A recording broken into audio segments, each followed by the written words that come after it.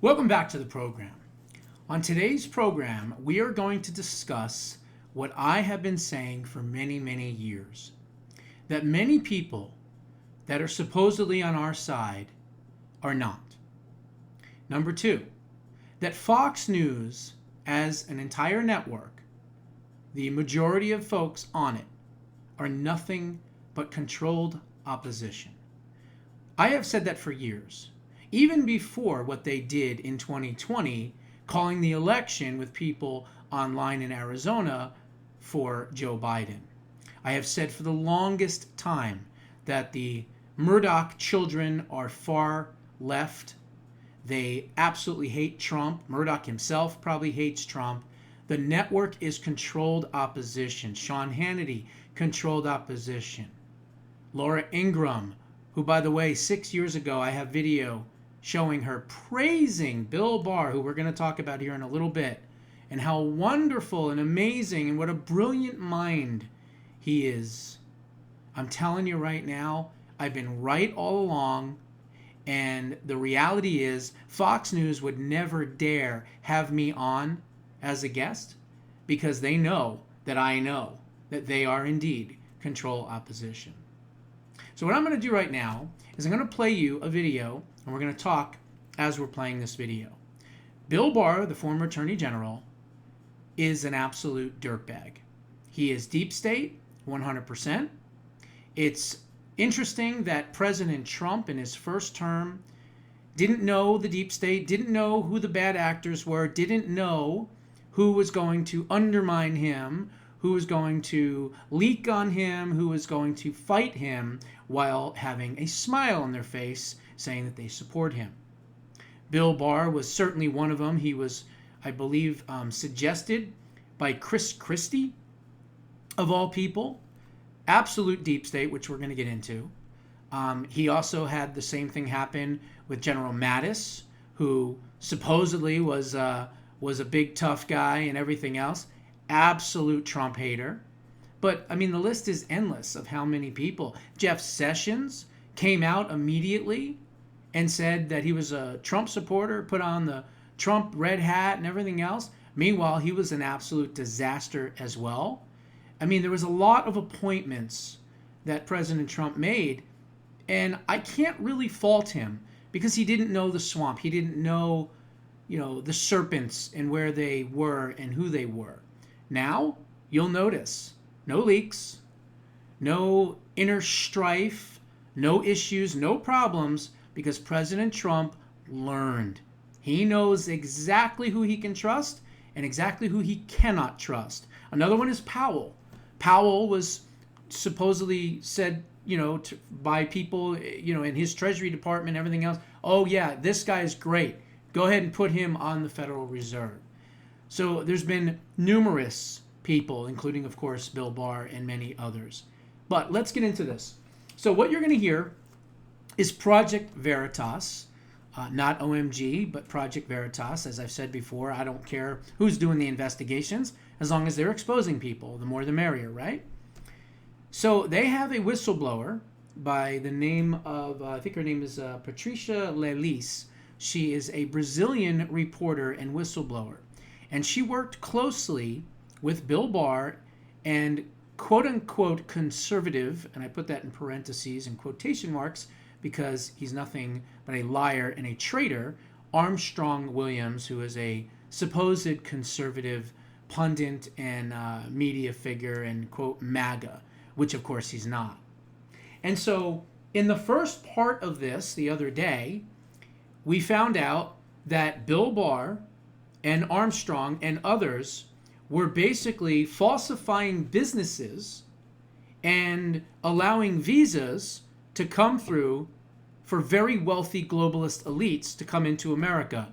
And to give them the visas, they were paying millions upon millions of dollars, and they were opening up the Attorney General, basically, and Armstrong Williams. They were creating false businesses that don't exist in order to facilitate the fraud of these visas. That was on the first half. The second half is so much worse. So much worse. And that's what we're going to get into. So her accent is a little hard to understand. So what I will do is I will stop it and kind of go through it because I don't want anyone to miss anything about what is going to be said here. It's very easy to know why I am being persecuted and no one else. By the way, this whistleblower, this sweet young gal, she's in hiding right now because of the death threats that she has received for coming forward as a whistleblower and going after the Attorney General of the United States, the former Attorney General of the United States, Bill Barr. It's being charged or persecuted. It's very easy. I called the FBI to report Bill Barr and Armstrong Williams. I have notes of every single meeting. One meeting can be about... This young gal took notepads of meetings of everything said. So this is all legitimate, 100% and accurate. Visa for someone, or another meeting can be about January 6th or RICO case. I have a quote here that was like, Barr believes the FBI will go to Trump House soon. March 15th, 2022, she has notes that said that Bill Barr knew about and more than likely organized and orchestrated the raid on Mar-a-Lago. That's right, you heard that correctly. President Trump's former attorney general and his administration actually worked against him to set up the Mar-a-Lago raid. And one thing that I heard a lot is like how they go to prevent America to have Trump again. One thing that I learned very fast and very in the beginning is like... By the way, I will put this video in the description so you can see it. Bill Barr is someone extremely important. And I remember the biggest conversation they had at that point, it is like, what kind of charge that we can bring against Trump? And that's when Bill Barr, and I will never forget that, Bill Barr was like, we should bring RICO because it's a very difficult type of charge to defend.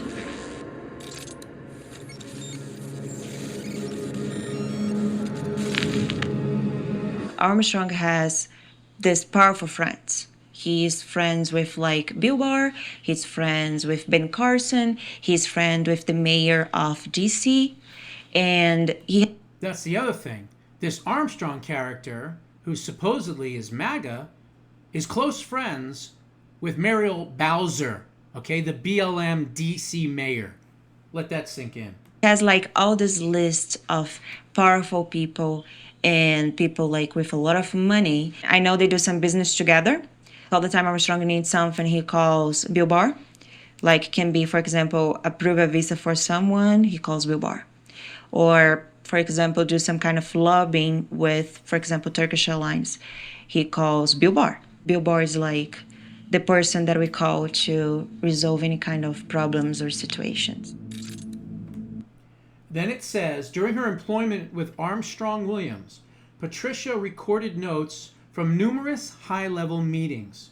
You took my documents and phones and never returned them, and now you think you can move against me. Let me be clear, your time is running out. That was a direct threat from Armstrong Williams to this gal, Patricia.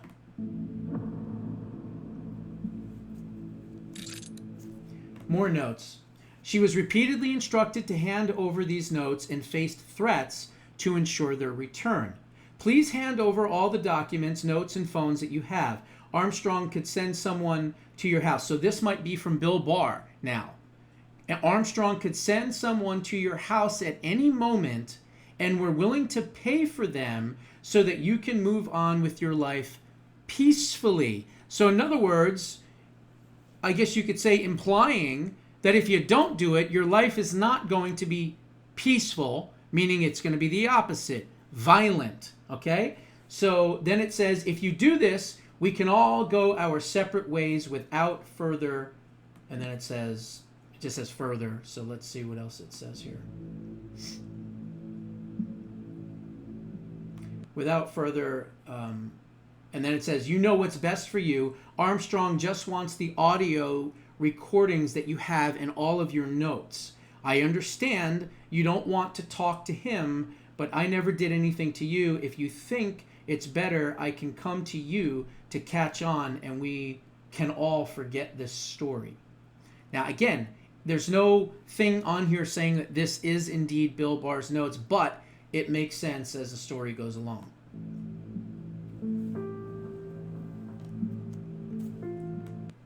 This is what happens when you think you can go against me and Barr. You'll never get your green card back, so now threatening her with that. Not even if you marry the president. Now give me back my phones and the notes that belong to HSH, because at some point I will lose my patience, and when I do, I'll come for you myself. Wow.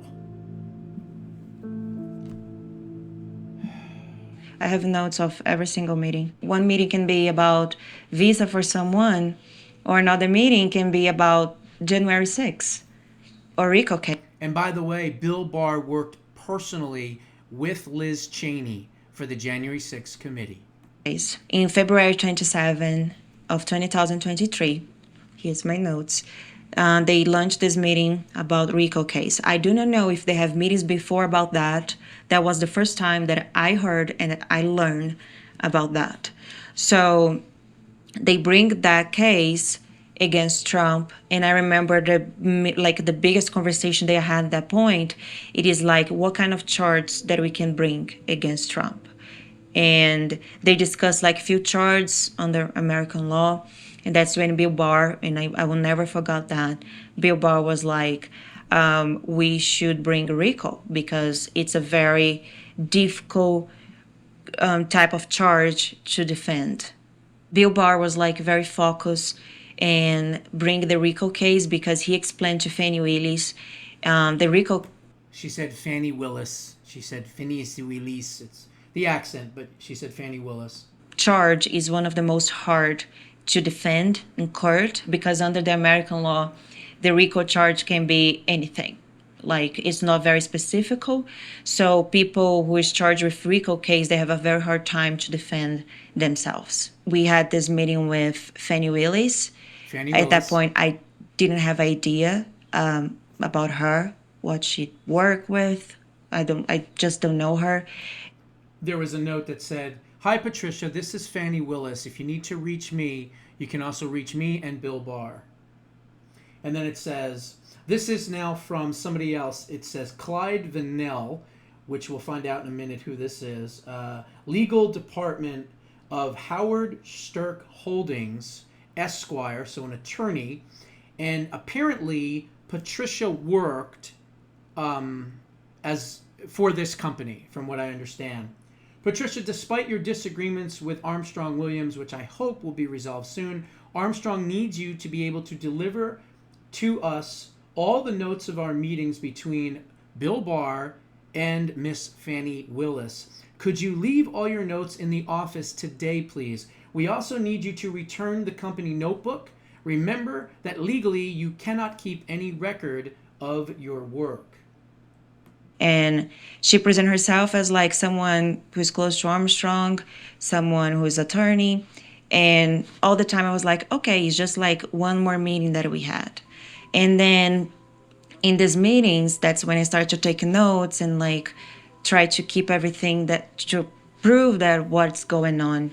One thing that I understood very well is like Bill Barr and Armstrong and all the politicians too, they're very focused like in how they go to stop Trump.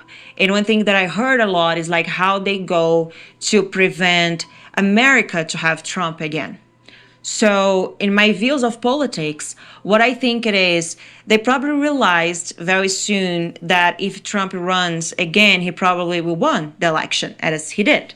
So in that point, they just want to like prevent that. One of these meetings, for example, was launched in March 15 of 2022. And this meeting was at Sinclair Broadcasting. So they also met with Sinclair Broadcasting, again, supposedly conservative media, right?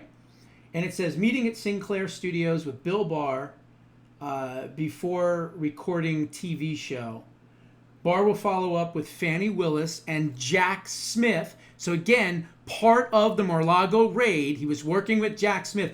Bill Barr is an absolute scumbag. One of the worst ones out there besides Brennan and Clapper and Comey, and the list is endless, obviously, right?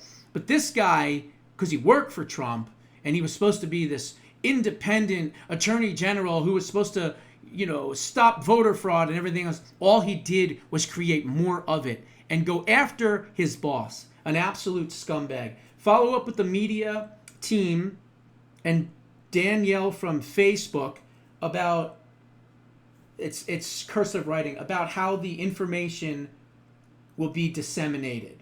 Podcast. And in that meeting was when I start to learn more about Fannie Willis and about some guy called Jack Smith, and about investigation involving January 6th. I have a quote here that was like, Barr believes the FBI will raise, and I put it in parentheses, go to Trump House soon. That's when was like I start to learn and to be Just let's do a timeline. That was March 15th, 2022. On August 8th, 2022, they raided Mar-a-Lago. So the whole thing was in the works, and Bill Barr was a huge part of it. So you want to talk about criminal conspiracy? This guy's got to be right up at the top. sure about what they're doing. Was like they're planning and they're create crimes and situations to go after everyone. In that meeting, we also spoke about the meeting that we had with Facebook and Changing the algorithms. They met with Facebook to change the algorithms, which can help people to understand more about January 6th from our perspective. So in other words, just like we've all been reporting that the media has been lying about, it was an inside job. The FBI was involved with it. It was a counterintelligence operation because they knew that it was going to go to the House of Representatives where everyone gets one vote. That one vote, we had more state legislatures. They would have come out and they would have given the election to President Trump. This whole thing, the whole thing was manufactured.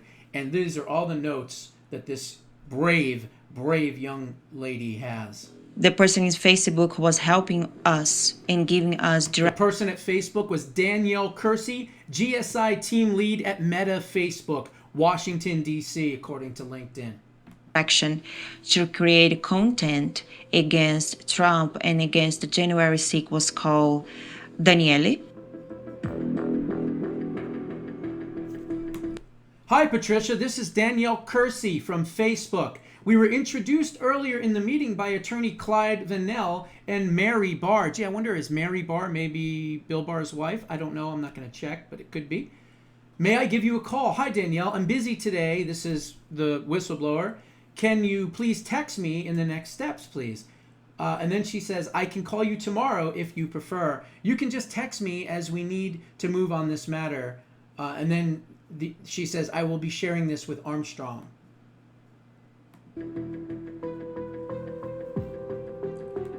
I will share this with Armstrong, the posts that are scheduled for the January 6th topic. Everything I send cannot be changed because we've already programmed the algorithm for the publication. Wow. Let's back up for a second. Facebook is admitting that they are manipulating the algorithm to be set a certain way so that January 6th can, I guess, either be talked about or pervade in a certain way or a certain light, right? This is what it says. Everything I send cannot be changed because we've already programmed, using the word, programmed the algorithm for that publication. As I mentioned to Armstrong in the meeting, the content is already pre-programmed and he or nor anyone else can make any changes. Wow. This shit runs deep, man. Okay, I'll make sure I won't change anything, all the content you sent. Okay, and then it says that's correct.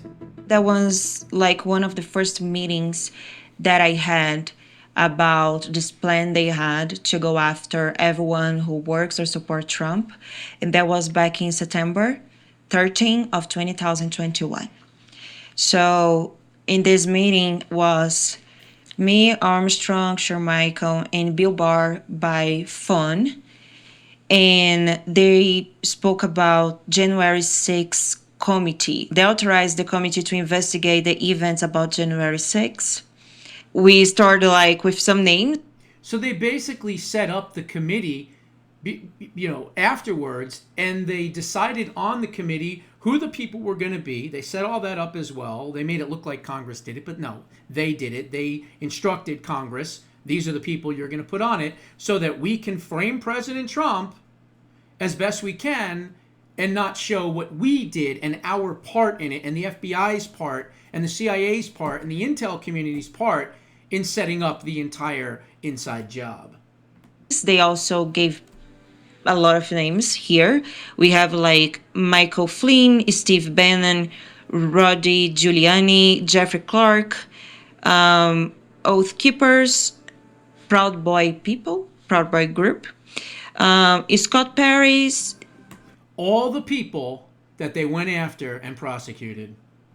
Jim Jordan, a group called Stop They Steal, Brad, again, Hafesbergi, Brad Raffensperger, she didn't know how to pronounce it. Shay Moss, Ruby Freeman. Shay Moss and Ruby Freeman, you may remember those names because they were the ones that set up Fulton County with the ballots underneath the table that they pulled out and shoved through the machine a million times, right? That's who they are. Pat Cipollone, which I believe is one of Trump's attorneys, especially during his impeachment trial. Alex Jones, Nick Fuentes. And we have some target people, which is like the people they want to target more.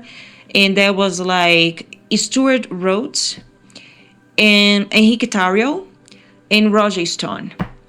And here I have a quote. It was like Barr and Cheney once focus at Roger Stone. Barr and Cheney wants us to focus on Roger Stone, Stuart Rhodes, Enrique Tarrio, and Steve Bannon. That's what it says in the notes. Remember, she has these notes. Rhodes and Tarrio and Bannon. And also in Kimberly Guilfoyle, who at the time, I believe, was dating Donald Trump Jr., I believe. I'm not sure, but I think so. Mainly because she was close to Trump. Is close to Trump. So maybe that's why he decided to get rid of her. Maybe he knew that she was on the inside. Now, I don't know that for sure. I'm just surmising here. Armstrong goes on TV, or he goes on social media, or he goes over his Twitter account or X account, and he claims he's Republican. He's this person who is like extremely patriotic. He loves his country and everything. But at the same time, he was lunch meetings with Bill Barr to plan against. So this scumbag, Armstrong, or Weak Strong Williams, we'll call him, pretended to be MAGA, pretended to support Trump. And by the way, you're going to find out, was at January 6th. Was he ever prosecuted? No, of course not. Why? Because he was an FBI asset and a friend, a close friend, a very close friend of Attorney General Bill Barr. The whole thing is coming to pieces. String is being pulled and the yarn is coming out. That's what's happening. Trump and against people involved in January 6th. In these meetings, Patricia recorded Armstrong Williams voicing urgency about reaching out to former United States Attorney General Bill Barr to confirm he would not be investigated for his own role in the January 6th Capitol events. Now, we talk a lot about the FBI guy, what was his name? Ray? I can't think of his name offhand. I'm going by memory here. It's been a while. But we talk about him being an FBI insider, and of course he was, right? Well, they had a lot more assets, including people that are in conservative media or supposedly MAGA supporters, like this scumbag right here.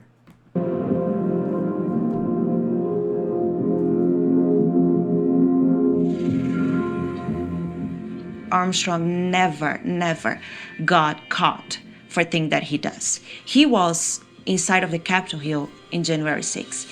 And then I started to understand he's never caught for that because he's friend with the mayor of DC. He was friend with the chief of police of DC. I'm talking about people who went to jail. And these people, they have families, they have lives. Some people with cancer. I know a case like with cancer. All these people that went into the Capitol, that were pushed into the Capitol, okay? All these people that were pushed into the Capitol, the whole thing was an entrapment. The entire thing was nothing but a Federal Bureau of Investigation, CIA, Capitol Police, Democrat and Republican Party operation to get these people and to take out Trump. The entire thing. And I'm vindicated because I called it the day it was happening. I called it, I think, or the day after. The person got arrested and went to jail because of January 6th. But at the same time, those people are there because people like Armstrong was telling them to be there, was telling them no, it's completely fine if you be here. And when the things start to happen over there, Armstrong is like, no, we can go inside and let's you do this. So what Go inside, what she's saying is go into the Capitol. kind of person does that with people? The scandal intensifies as Patricia Lelise uncovers politicians' secret burner phones and foreign cash. Now, I think that might be on another video. Well, it says it's a preview. Take a suitcase from the driver from Qatar and we'll leave it at the office door is what it says. Patricia, I am in Abu Dhabi. I don't know who this is, by the way. I'm just saying. I am in Abu Dhabi in meetings with the royal family. There is nothing I can do with Julian until my return. Did you add my cell to AHOSN? I have no idea what that even means yet. Do not use the office phone to call Bill Barr or Fannie Willis. Use burner phones. Okay? That's what it says. Are you still locked inside your building, you effing Latina? Give me back my effing phones. I don't know if that's Armstrong. I don't know who is saying that because it doesn't show on here. I know exactly what you're doing and it's not going to end well for you. I will go to the end to end your life. Anyone who tries to bring me down, I will destroy. I know you're talking to the DOJ. That's all it says. And then it says operation of a shadow government.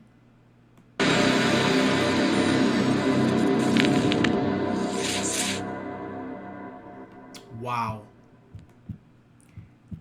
That's unbelievably powerful. It goes to show you that all of Washington was really into this. I have a feeling that the second he came down the escalator, there was a plan. Who's this guy?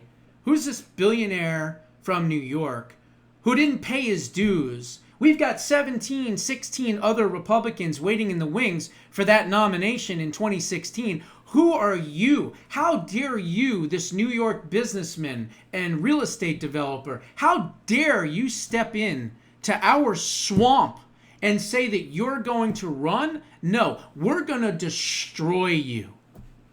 That's what happened, folks. 100%. And every single one of these people needs to be held accountable. I pray to God that this happens. I believe that God allowed President Trump to win in 2024 to expose all of this. I really, truly do. I feel that deep in my bones and in my heart. And we're not going to stop. We're going to continue to expose. We're going to continue to fight for justice, because this two-tier justice system, million-tier justice system, trillion-tier justice system needs to be smashed into 1,000 million trillion pieces. It never can happen again. And the only way that that's going to happen is if we hold these people criminally accountable, we indict them, we prosecute them, we convict them, and we imprison them. Period. End of story. Those are my thoughts. What are yours? Put them down in the comments below. We'll see you in the next one.